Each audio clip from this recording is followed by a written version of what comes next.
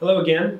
Today I wanted to discuss an important issue that we face when attempting to manage pain during the opioid crisis. This issue wasn't mentioned in the testimony that I've been discussing in my recent videos, but it is an important issue that providers and patients face when attempting to get treatment for chronic pain. And the issue is that of the prior authorization process. So, what does prior authorization mean?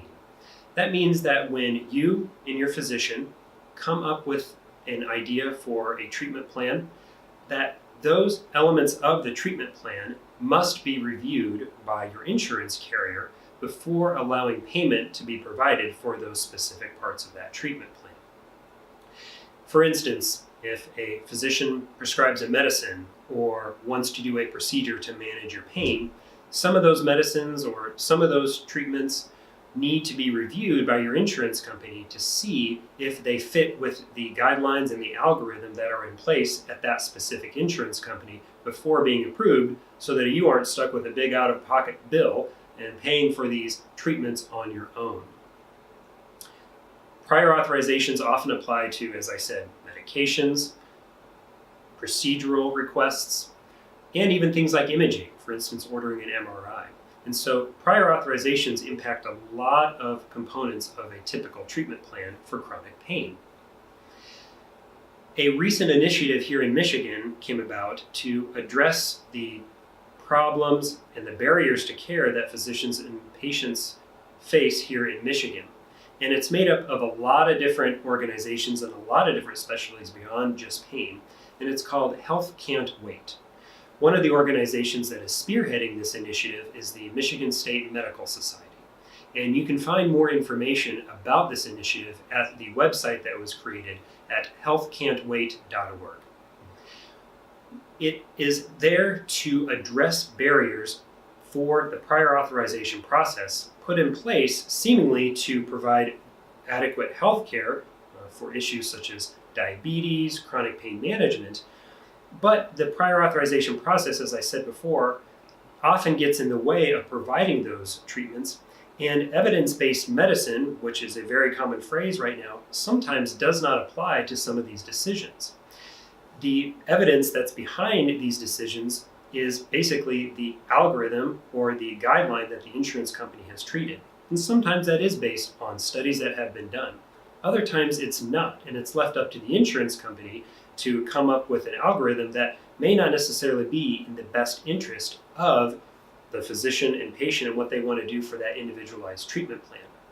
Moreover, these guidelines and these policies for prior authorizations often are not based on national medical specialty guidelines.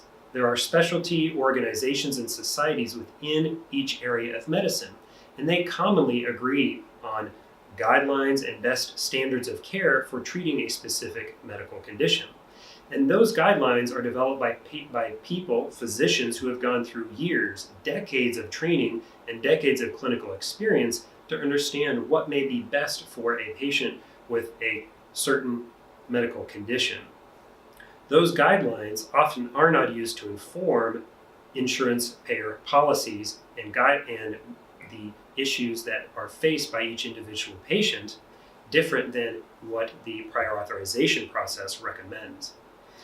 Also, oftentimes the request for a treatment is reviewed by a provider who has a totally different area of expertise and training.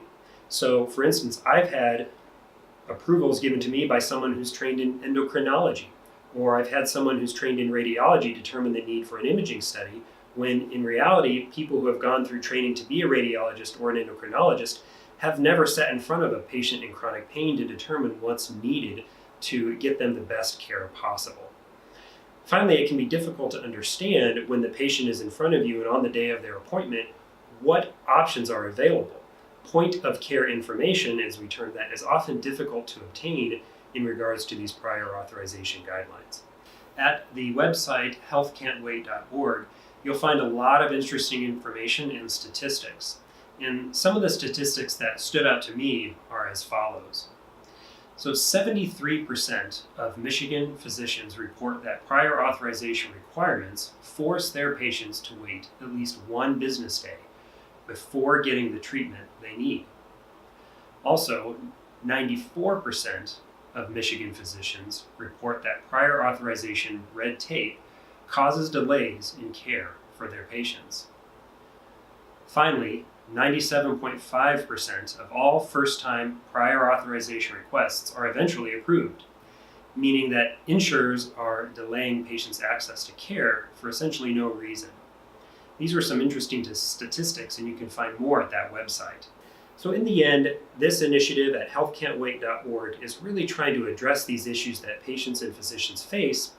And my argument would be that we can do this in a spirit of collaboration, that we can work with insurance companies, executives, physicians, patients, and everyone who has an important angle on this problem to understand how do we best treat the individual patient and make responsible, safe, effective guidelines for population health care. Thanks for listening today.